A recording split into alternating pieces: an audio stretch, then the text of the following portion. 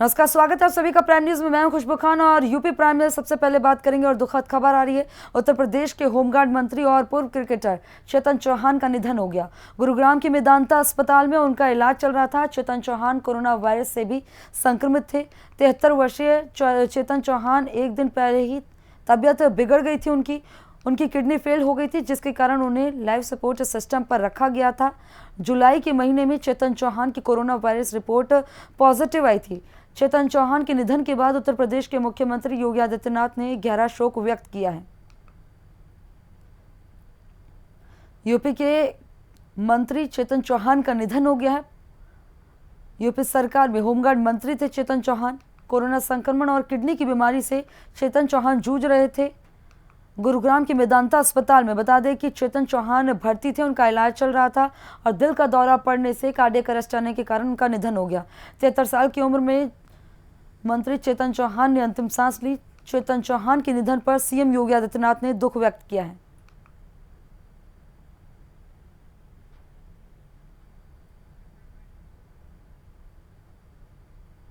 अब आपको बताते हैं चेतन चौहान का क्रिकेट करियर कैसा रहा है। चेतन चौहान भारतीय क्रिकेट टीम के एक अहम बल्लेबाज रह चुके हैं।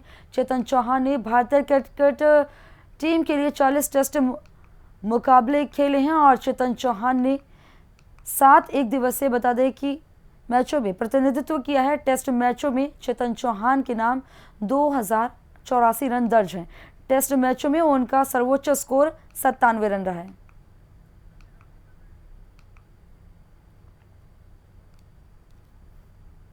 टेस्ट मैचों में उनका सर्वोच्च स्कोर 97 रहा है और चेतन चौहान भारतीय क्रिकेट टीम के एक अहम बल्लेबाज रह चुके हैं। वहीं चेतन चौहान ने भारतीय क्रिकेट टीम के लिए 40 टेस्ट मुकाबले खेले हैं। चेतन चौहान ने 7 एक दिवसीय मुकाबलों में भी भारत का प्रतिनिधित्व किया है। टेस्ट मुकाबलों में चेतन चौहान के नाम 2084 रन दर्ज है। चेतन चौहान का क्रिकेट करियर कैसा रहा है उसके बारे में हम आपको बता रहे हैं। वो बड़ी बातें बता रहे हैं जो उनके क्रिकेट करियर में रही। अब आपको बताते हैं चेतन चौहान का राजनीतिक करियर कैसा रहा है। क्रिकेट के बाद चेतन चौहान ने राजनीतिक में अपनी पारी की शुरुआत की। चेतन चौहान भारतीय राजनीति में सक्रिय भूमिका अदा कर रहे थे। चेतन चौहान बीजेपी से लोकसभा सांसद भी रह चुके हैं। 1991 और 1998 में चुनाव में बीजेपी के टिकट पर वो सांसद बने थे। फिलहाल चेतन चौहान उत्तर प्रदेश की योगी सरकार में मंत्री पद पर आसीन थे। चेतन चौहान का राजनीतिक करियर कैसा रहा है उसके बारे में आपको अहम जानकारी हम दे रहे हैं। चेतन चौहान बीजेपी से लोकसभा सांसद रह चुके हैं। 1991 से 1998 के चुनाव में बीजेपी के टिकट पर वो सांसद बने थे। फिलहाल चेतन चौहान उत्तर प्रदेश की योगी सरकार में मंत्री पद पर आसीन थे। प्रदेश मंत्रिमंडल के लोकप्रिय सदस्य, उत्तर प्रदेश विधानसभा के प्रतिष्ठित सदस्य विधायक श्री चेतन चौहान के असामयिक निधन से मुझे व्यक्तिगत रूप से बहुत पीड़ा हुई है। वह प्रतिष्ठित क्रिकेट खिलाड़ी थे। राष्ट्र जीवन के अन्य क्षेत्रों में भी उन्होंने सफलता के झंडे गाड़े। उत्तर प्रदेश सरकार में मंत्री के रूप में उनकी लोकप्रियता, उनकी प्रतिष्ठा और मिलनसारता सब लोग जानते हैं। उनके असामयिक निधन से उत्तर प्रदेश सरकार ने अपना मंत्री खोया है। उत्तर प्रदेश ने अपना एक वरिष्ठ नेता खोया है। देश की राजनीति के प्रतिष्ठित कार्यकर्ता, राष्ट्रवादी विचार से जुड़े अभियानकर्ता चेतन चौहान के निधन पर पूरा प्रदेश और पूरा देश दुखी है। हम परमात्मा से प्रार्थना करते हैं कि उनकी आत्मा को मुक्ति मिले, मोक्ष मिले, शांति मिले और उनके परिजनों को यह वज्राघात सहने की शक्ति भी परमात्मा प्रदान करे। बहुत ही दुखद समाचार अभी हम सबको मिला है कि उत्तर प्रदेश सरकार के कैबिनेट मंत्री आदरणीय चेतन चौहान जी हम सबके बीच में नहीं रहे। उत्तर प्रदेश सरकार के लिए, उत्तर प्रदेश के लिए और ख़ास तौर से मुजफ्फरनगर के लिए ये बहुत ही अपूर्णीय क्षति है। चूँकि चेतन चौहान जी बहुत ही विनम्र, सहज और बहुत ही परिश्रमी कार्यकर्ता के रूप में लगातार काम करते थे। मुजफ्फरनगर जनपद के प्रभारी थे, इसलिए भी व्यक्तिगत रूप से हम सबके लिए, मुजफ्फरनगर जनपद वासियों के लिए यह पूर्ण क्षति है। मैं उनको अपनी ओर से, अपने परिवार की ओर से, मुजफ्फरनगर जनपद के सभी कार्यकर्ताओं की ओर से और उत्तर प्रदेश सरकार की ओर से उनको अश्रुपूर्ण श्रद्धासुमन अर्पित करता हूँ और प्रभु से प्रार्थना करता हूँ कि अपने चरणों में उनको स्थान दें। और आपके चैनल के माध्यम से जनता से जो मुझको सुन रहे हैं उनसे मेरा पुनः अनुरोध है कि अपने आप को संयमित रखें, नियंत्रित रखें। कोरोना वायरस लगातार बढ़ रहा है, कई लोगों को लील रहा है। बस घर से बाहर न निकलें और फेस कवर लगा करके रखें, ये मेरा निवेदन है। पुनः आदरणीय चेतन चौहान जी को बहुत बहुत विनम्र श्रद्धांजलि।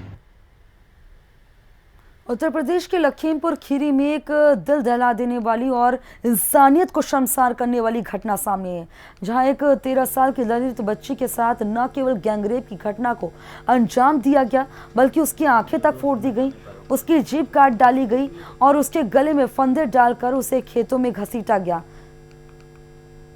ईसानगर थाने इलाके में रहने वाली ये नाबालिग घर से बाहर तो निकली, लेकिन वापस नहीं लौटी। परिवार वालों ने काफी देर तक घर नहीं पहुंचने पर बच्ची की तलाश शुरू की। बाद में पुलिस को भी बच्ची के गायब होने की खबर दी और आखिरकार गन्ने के एक खेत से बच्ची का शव बरामद हुआ। पुलिस ने घटनास्थल से शव को कब्जे में लेकर पोस्टमार्टम के लिए भेज दिया।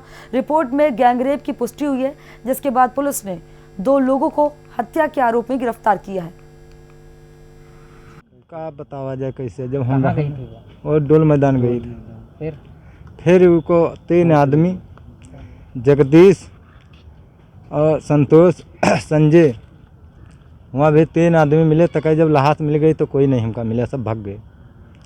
3 आदमी अपने घर के रह गए ना, लाश पाए गए तो 3 अपने घर रह गए, चिल्लाए तेरा फैला गए। वह गन्ना के खेत में, झन्नू लाल के याद खेत में मार डारी नहीं है साहब, तक बलात्कार कर लिन, तक मार डारी, आँखी फोड़ दी। ये एक रामावती नाम की लड़की थी जो कि ग्राम पकरिया की रहने वाली थी। कल ये दोपहर में 1 बजे के लगभग शौच के लिए निकली थी, वापस नहीं आई तो इनके परिवार वालों ने पुलिस को सूचना दी। पुलिस साथ में गई तो इनका शव गन्ने के खेत में पाया गया। इसमें पुलिस ने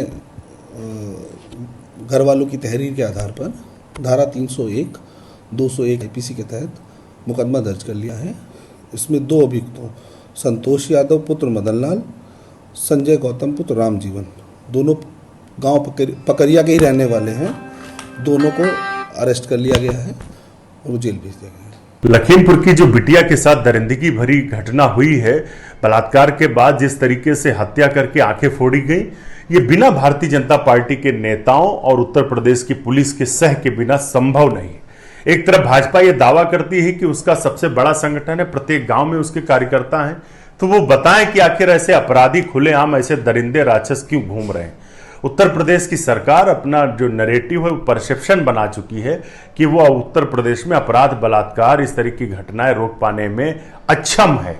उत्तर प्रदेश में जंगल राज चरम पर है। उत्तर प्रदेश की पुलिस बलात्कार की घटनाओं में सिर्फ नैरेटिव तैयार कर रही है, सिर्फ हेडलाइन मैनेजमेंट कर रही है। भारतीय जनता पार्टी ने तो बड़े बड़े वादे करती थी, बेटी बचाओ बेटी पढ़ाओ, उन्होंने बेटियों की सुरक्षाओं के लिए रोमियो स्क्वाड बनाया था। अब कहां है रोमियो स्क्वाड? लगातार उत्तर प्रदेश के अंदर में बहन बेटियों के साथ अत्याचार बढ़ता चला जा रहा है। चाहे हापुड़ की घटना हो, 6 साल की बच्ची के साथ अन्याय हुआ, अब लखीमपुर खीरी में 13 साल की बच्ची के साथ अन्याय होता है, आंखें फोड़ दी जाती हैं, उसके बाद उसकी हत्या कर दी जाती है। बताइए, दलित बच्ची की हत्या कर दी जाती है और पुलिस का कहीं आता पता नहीं है। कहां है कानून व्यवस्था? अपराधी बेलगाम है, बेखौफ है। यही तो सरकार कहती थी अपराधी या तो उत्तर प्रदेश छोड़ के चले जाए, उत्तर प्रदेश में रहेंगे तो या तो जेल में रहेंगे या तो ऊपर चले जाएंगे। कहां है? वो तो खुलेआम घूम रहे हैं, बहन बेटियों के साथ अन्याय कर रहे हैं, लेकिन पुलिस का खौफ उनके ऊपर नहीं है, सरकार का खौफ उनके ऊपर नहीं है। उत्तर प्रदेश के अंदर कानून व्यवस्था नाम की कोई चीज नहीं बची है। यहां पे जंगल राज चल रहा है और अपराधियों का स्वराज चल रहा है और बहन बेटियां यहां पे एकदम सुरक्षित नहीं है, उनके ऊपर लगातार हमले हो रहे हैं। ये उत्तर प्रदेश के लिए, उत्तर प्रदेश सरकार के लिए बहुत बड़ी शर्म की बात है।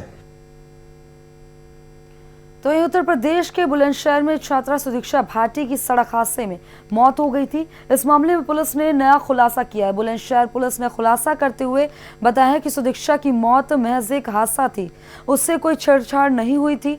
वहीं पुलिस से बचने के लिए बुलेट सवार ने बुलेट मॉडिफाइड करा दी थी और अमेरिका से भारत लौटी ग्रेटर नोएडा की रहने वाली सुदीक्षा भाटी की बुलंदशहर में सड़क हादसे में 10 अगस्त को मौत हो गई थी।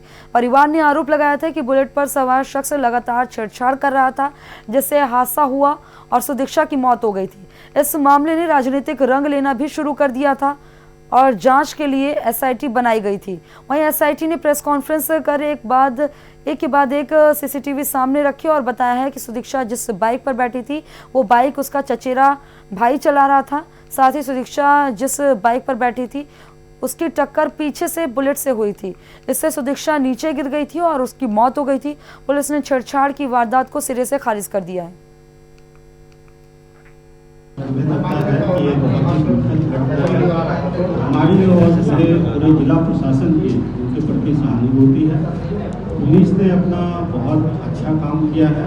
अब एसईओ दीक्षा सिंह ने हमारे लेफ्ट बैठी हैं, उनकी अध्यक्षता में एसआईटी का गठन किया गया था और एसपी सिटी और कप्तान साहब के निर्देशन में उन्होंने बहुत ही कम समय में सारा फैक्ट को आपके सामने उजागर किया है। इससे पिछले एक सप्ताह में जो मीडिया में चल रहा था, बहुत सारे कन्फ्यूजन थे, बहुत सारी बातें कही जा रही थी, वो लगभग क्लियर है। अब आप लोगों को लग गया होगा कि ये महज एक सड़क दुर्घटना है। गई तो बगल की एक गली में वहाँ उसका सीसीटीवी फुटेज मिला, जहाँ से वो डबल हो गया, एक आदमी को और अपनी मोटरसाइकिल पे बैठाया। अगला पॉइंट हमारे लिए था आरिफ हॉस्पिटल का, जहाँ पर 4 मिनट के अंतराल पे बुलेट सवार और लड़की की लोकेशन मिली। बुलेट सवार 4 मिनट आगे था, वो 8:22 पर था, 8:26 पर लड़की अपने भाई के साथ आई। अगला कालायाम चौराहा जो शहर का मेन चौराहा है, वहाँ के एसपी पेट्रोल पंप पर 8:26 से 8:29 तक 3 मिनट तक तेल लेने के लिए बुलेट सवार जिसके पीछे उसका दूसरा साथी बैठा हुआ था, ये रुका था और वहां से 8:29 पे निकला है। 8:30 पर लगभग 1 मिनट के अंतराल से वो लड़की अपने भाई के साथ मोटरसाइकिल से जाती हुई दिखाई पड़ी है। अगला पॉइंट शहर के अंदर का मोती बाग था, वहां पर भी 1 मिनट के अंतराल पे बुलेट सवार और लड़की गुजरे हैं उस पॉइंट से, जिसमें बुलेट सवार 1 मिनट आगे था, लड़की 1 मिनट पीछे थी। जो चश्मदीद थे अभी आपके सामने प्रस्तुत किए गए हेमंत शर्मा, जो सबसे पहले मौके पर पहुंचने वाले थे, इनका कहना है कि मैं 20 मीटर की दूरी पे अपनी मोटरसाइकिल से आ रहा था। एक बुग्गी आगे आगे चल रही थी, बुग्गी के पीछे अकस्मात एक ऑटो रिक्शा आके रुका। उस ऑटो रिक्शा की वजह से बुलेट सवार ने इमरजेंसी ब्रेक लिया और ठीक 10 या 15 सेकंड पीछे वो लड़की रही होगी, जो हम लोगों का आकलन है टाइमिंग का, और वो तत्काल आकर के उसकी बुलेट सवार के पिछले हिस्से में टकराई, जिससे बुलेट पर पीछे बैठा हुआ बुजुर्ग व्यक्ति जो 56 साल की उम्र का है और राजमिस्त्री का काम करता है, इसके दाहिने हाथ की उंगलियों में काफी चोट भी आई थी और बच्ची गिर गई। हेड इंजरी की वजह से उसकी मौके पे डेथ हो गई। बात यह है कि राजू ने भी साक्ष्य को छुपाने का काम किया, उसमें सहयोगी की भूमिका अदा की। अतः 201 आईपीसी के अंतर्गत राजू को गिरफ्तार किया गया है और दुर्घटना की धाराओं में और 201 आईपीसी में इस अभियुक्त को गिरफ्तार किया। पूर्व मुख्यमंत्री और सपा अध्यक्ष अखिलेश यादव ने यूपी सरकार पर निशाना साधा। अखिलेश यादव ने कहा है कि सरकार के विधायक और आम जनता परेशान है। उन्होंने कहा है कि युवाओं को रोजगार तक नहीं मिल रहा है। उन्होंने आगे कहा है कि भगवान विष्णु के सारे अवतार हमारे हैं, तो बीजेपी को इसमें परेशानी क्यों हो रही है। इनके विधायक आम जनता सब परेशान है, अस्पतालों में दवाई नहीं है। यही मेडिकल कॉलेज अगर सही तरीके से चल जाता तो बताओ यहाँ पर गरीबों का इलाज हो जाता कि नहीं होता। कोविड क्या बहाना है? इलाज तो होना नहीं है, ये तो गरीब जनता का इलाज होना है। आप बताइए, पैरामेडिकल बंद, नर्सिंग हॉस्पिटल बंद, इन बच्चों को ट्रेनिंग के बाद नौकरी मिल जाती।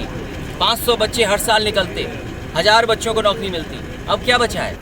भगवान विष्णु हमारे, भगवान कृष्ण हमारे, भगवान राम हमारे और जितने भी भगवान विष्णु के अवतार हैं वो सब हमारे। इसमें भारतीय जनता पार्टी को क्या तकलीफ है? हम देवियों को मानते हैं, इनके घर में हम तो नहीं जानते तुम्हें, लेकिन तुम्हारे घर के परिवार की महिलाएं देवियों की पूजा करती कि नहीं पूर्ति? अभी नवरात्र आएंगे, सब देवियों की पूजा होगी कि नहीं होगी? तो भारतीय जनता पार्टी की हैं देवियां क्या? ये हमारी और सबकी हैं। वहीं कानपुर के चर्चित बिकरू कांड से जुड़ा एक और ऑडियो सामने आया है। इस ऑडियो में कथित तौर पर तत्कालीन चौबेपुर थाना एसओ विनय तिवारी और फरियादी राहुल तिवारी के बीच बातचीत का है। ये ऑडियो में किसी जमीन के मामले में फरियादी राहुल और विनय के बीच में बातचीत हो रही है। हालांकि प्राइम न्यूज इस वायरल ऑडियो की पुष्टि नहीं करता, लेकिन ऑडियो में क्या कुछ बात हुई है खुद आप सुन लीजिए। हेलो। हाँ सर। हाँ राहुल। हाँ सर। क्या हुआ? अरे सर, हमारे बहुत मारा पीटा, हमको यशो साहब को बंधक बना लिया, हमको बंधक बना लिया, अगुवाई छीन लिए। साहब ने इंक्वायरी के लिए गए थे। हाँ। और साहब बहुत मारा पीटा हमको। यशो, हेलो। नहीं, क्या बात क्या? अरे साहब। हाँ। अरे आपको तो मालूम है तो क्या बात थी? नहीं, हमें तो मालूम है।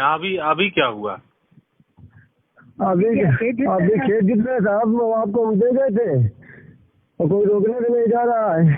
राहुल, हमारे ऊपर भरोसा है कि नहीं? आप भरोसा साहब करिए, भरोसा तो करिए, भरोसा करके तो आ सकेगा, आप देख ही रहे हो।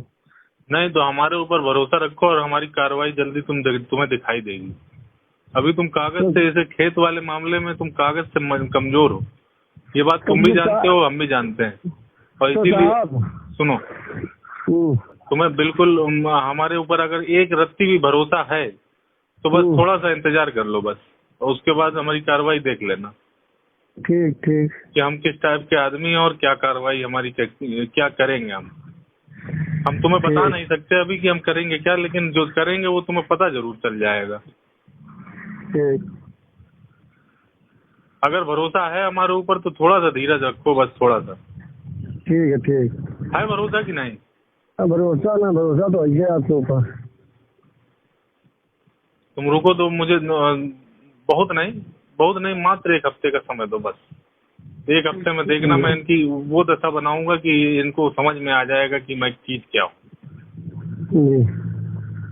उस दिन मैं लॉ एंड ऑर्डर, वहाँ पब्लिक ऑर्डर डिस्टर्ब ना हो, इसलिए बहुत कुछ सोच, जो एक थाना अध्यक्ष के ऊपर बहुत जिम्मेदारियां होती हैं और बहुत कुछ सोचना पड़ता है उसे, जो वो सारी चीजें सोच के मैं वहाँ उस दिन कुछ जो है किसी तरीके से मैंने निभाया। लेकिन ऐसा थोड़ा ना है कि सब रास्ते बंद हो गए, रास्ते तो हैं हमारे पास, एक नहीं 20 रास्ते हैं। ये बात वो भी जानता है अच्छी तरीके से, समझ रहे हो? जी। तो राहुल, अगर हमारे ऊपर भरोसा रखते हो तो तुम थोड़ा सा हमको बस समय दे दो। मैं बिना किसी लालच के तुम्हारे साथ गया था और मैं जो भी हो रहा है वो मुझे नाकाबिले बर्दाश्त है एकदम। मैं तुमसे ज्यादा स्थिति मेरी खराब है, मैं जितनी जल्दी हो सके इसका फैसला करूंगा। जी। जो कुछ भी हुआ तुम्हारे साथ, लेकिन वो उसका कष्ट तुमसे ज्यादा मुझको है। जी ठीक है सर। धीरज रखो, थोड़ा सा बस मेरे ऊपर भरोसा रखो और कोई ऐसा गलत काम मत करना जिससे कि मैं अपने आप को माफ ना कर पाऊँ। आपको बता, हम कुछ कर ही नहीं रहे, आपसे हमको भरोसा था, आपके भरोसे पे हम गए थे, आपके ऊपर हम कुत्तों को इल्जाम लगा रहे हैं सर। नहीं, आप मेरे ऊपर इल्जाम नहीं लगा रहे हैं, लेकिन आप अपने साथ भी कुछ गलत नहीं कर रहे। मेरी जिंदगी सवाल है, इसे आप तो जानते हैं। मैं जान रहा हूँ। मर जाएंगे तो मेरे बच्चे भी क्या करेंगे, आप बताइए। कैसे इतना बड़ा अन्याय तुम अपने बीवी बच्चों के साथ कैसे कर सकते हो? मैं मुझसे ज्यादा तुम्हें परेशानी है साहब। आज गाँव डेल दिया, आज खेत जुट के देख लो साहब। जुट जाने दे यार, खेत भैया, मैं कह रहा हूँ खेतवा खोपड़ी में नहीं ना कोई उठा ले जा रहा है। वो तो मालूम है, उठा ले जा रहे हैं। खेतवा जुट जाने दो। खेतवा वाले मामले में वो कागज कमजोरी नहीं है हमारी, हमारे पास मजबूती नहीं है, तुम्हारे पास, इसलिए उसमें हम नहीं इन्वॉल्व हो पा रहे हैं। लेकिन और बहुत व्यवस्थाएं हैं, चाहे परेशान हो रहे हो राहुल। ठीक सर। राहुल, भरोसा रखो हमारे ऊपर, ठीक है ना? जी सर, भरोसा है सर। थोड़ा सा इंतजार करो बस। ठीक। कार्रवाई तुम्हें दिखाई देगी। ठीक। तो ये पीलीभीत के अमरिया क्षेत्र में डेलापीर के सामने नेशनल हाईवे के बदहाल स्थिति के कारण हाईवे दलदल में तब्दील हो गया है, जिससे हाईवे से गुजरने वाले छोटे बड़े वाहन दलदल में फंस रहे हैं और दिक्कतों का सामना करना पड़ रहा है।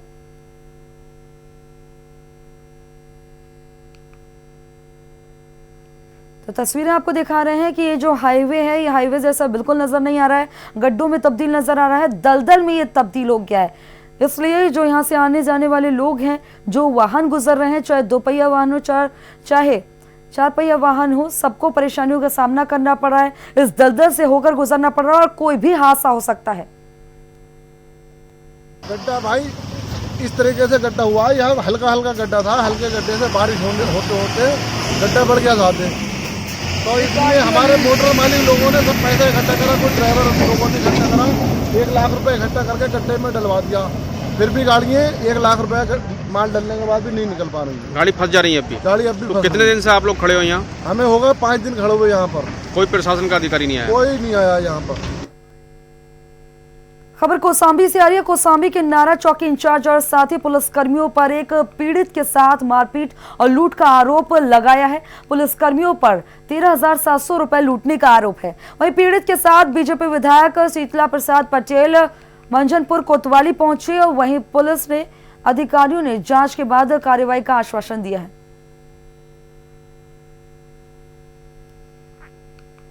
ताजनगरी आगरा से खबर आ रही है। आगरा के गांव मलीपुर में बाप बेटे को छेड़खानी का विरोध करना महंगा पड़ गया। विरोध करने पर दबंगों ने पीड़ित महिला और उसके परिवार पर लाठी डंडे बरसाए, जिसका वीडियो सोशल मीडिया पर तेजी से वायरल हो गया है। बताया जा रहा है कि दबंग लड़की के साथ छेड़खानी कर रहे थे, उसी को लेकर उसके परिवार के साथ शिकायत करने के लिए पहुंचे थे। वहीं अपनी बेटी की शिकायत की तो दबंगों ने बाप बेटे को फंसा दिया, जिसके बाद दबंगों ने उसके पूरे परिवार को खेतों में ले जाकर लाठी डंडों से देर तक पिटाई करते रहे, जिसका वीडियो अब सोशल मीडिया पर तेजी से वायरल हो रहा है।